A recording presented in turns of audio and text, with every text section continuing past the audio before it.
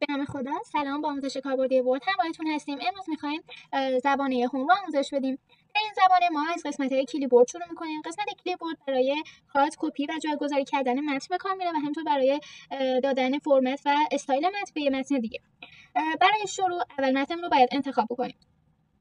بعد از انتخاب متن میتونیم از بخش کپی و یا کات استفاده بکنیم. بخش کپی رو که میزنیم برای جایگذاری کردن از قسمت پیست. اینجا چند تا گزینه داره که بهترین گزینه‌اش همون گزینه اوله که با همون فونت و قالبی که متن ما بوده اون رو جایگذاری میکنه برام. اما برای کات کردن همون مراحلی که برای کپی کردن انجام دادیم و انجام میدیم و با همون پیست و با همون دکمه اولیه متن رو جایگذاری میکنیم. برای بخش فرمت که ما میخوایم یک فرمت و استایل متن رو به متن دیگه بدیم، اول بعد نشان دادمون رو روی اون متن بذاریم که میخوایم فرمتش رو به این متن دیگه بدیم و بعد قلممون رو انتخاب میکنیم و متنی که میخوایم اون فرمت رو بگیره رو با اون قلم رو انتخابش میکنیم و این باعث میشه که همون قالب و فرمت و یه متن دیگه همون جایگذاری بشه. بخش بعدی بخش فونت هستش. در این بخش ما میایم و قالب اصلی متن رو تغییر میدیم. برای مثال اول از همه باید بگم که ما همیشه توی ورد باید متن رو انتخاب کنیم تا بتونیم عملیاتی که میخوایم روش انجام بدیم. پس متن رو انتخاب میکنیم. برای تغییر فونت از این بخش استفاده میکنیم.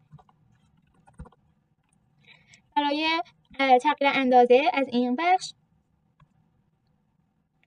که برای تغییر اندازه میتونید از کلید ترکیبی کنترل و ت و کنترل و جیم هم استفاده بکنید. برای بولد کردن از این بخش، برای کج شدن متن، زیر خط دار شدنش میتونید نوع خط هم اینجا انتخاب بکنیم و حتی رنگ خط رو و همینطور برای اینکه بخواید متنتون رو رنگ بدید میتونید از اینجا استفاده بکنید. برای دادن هایلایت روی متنتون میتونید از اینجا استفاده بکنید و یا حتی میتونید سایه رو هم به متنتون بدید. این بخش برای این هستش که وقتی که می‌خوایم فرمول‌های ریاضی بنویسیم و نیاز به فرمول‌های ریاضی و شیمیایی بنویسیم و نیاز به یک عدد کوچیک بالا یا پایین متنمون داریم، از این بخش میتونیم استفاده بکنیم. این بخش هم برای تعیین حروف کوچیک نوشتن و بزرگ نوشتن متون انگلیسیه که مثلا اول جمله رو بزرگ بنویسه، کل متنمون رو با حروف کوچیک بنویسه، کلش رو با حروف بزرگ بنویسه، اول کلمه ها رو با حروف بزرگ بنویسه و اینکه اول کلمه ها با حروف کوچیک باشه و باقی کلمه با حروف بزرگ نوشته بشه. بخش بعدی که می‌خوایم در موردش صحبت کنیم بخش پاراگراف هستش. بخش برای ویرایش پاراگراف‌ها به کار میره. اولین گزینه‌ای که داریم گزینه لیست بندی هستش که این نمادها رو برای ما اینجا قرار داده که قابلیت تغییر رنگ هم داره. یکی از نمادها رو انتخاب می‌کنیم و لیستمون رو شروع به نوشتن می‌کنیم. وقتی که اینتر می‌زنیم خودش برامون اون ادامه نماد لیست رو برامون میذاره. بعد از اون می‌تونیم اون لیستمون رو به شکل اعداد یا حروف انگلیسی هم در بیاریم.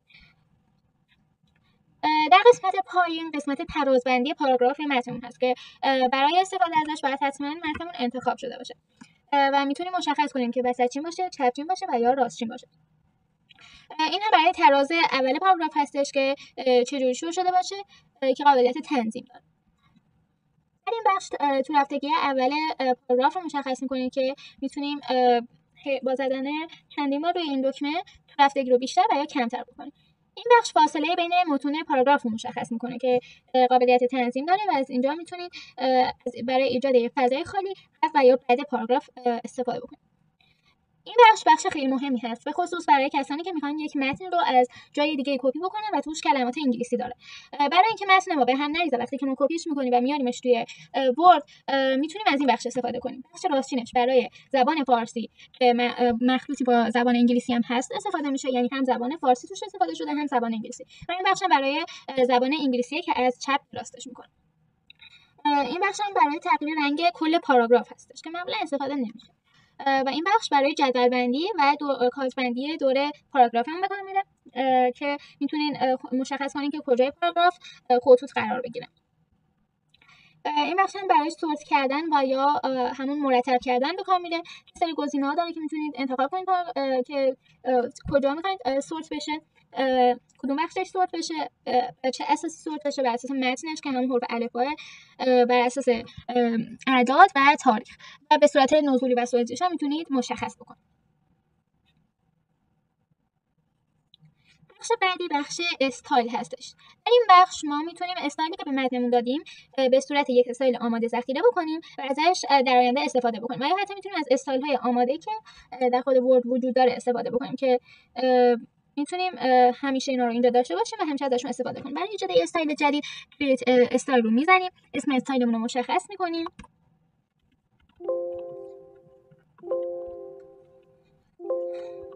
و بعد از اون میتونیم اون استایلمون رو ذخیره‌اش بکنیم. حالا من وقتی که یک متن بنویسم که استایل متفاوتی داشته باشه، مثلا این متن رو انتخاب میکنیم و این استایلمون رو بهش میدیم و اون استایل روش اعمال میشه. بخش بعدی که میخوایم در موردش صحبت کنیم بخش ادیتینگ هستش. در این بخش ما یک گزینه برای جستجو داریم که میتونیم ازش برای جستجو توی متون طولانی استفاده بکنیم که من برای نمونه روش کلیک میکنم.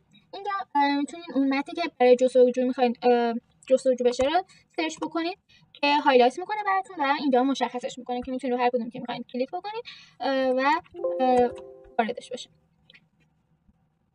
و روش که بزنین شما رو به اون بخش از متن میبره که دنبالش هستید. حتی میتونید توی صفحات هم نگاه کنید که توی کدوم صفحات وجود داره. بخش بعدی بخش ریپلیس هستش. برای ریپلیس زمانی استفاده میشه که میخوایم یک متن رو جایگزین یه متن دیگه بکنیم. اول اون متنی که میخوایم جایگزین بکنیم رو مینویسیم. مثلا بخش رو میتونیم با کلمه گزینه جابجا کنیم. ریپلیس آل رو میزنیم و جابجایی صورت میگیره.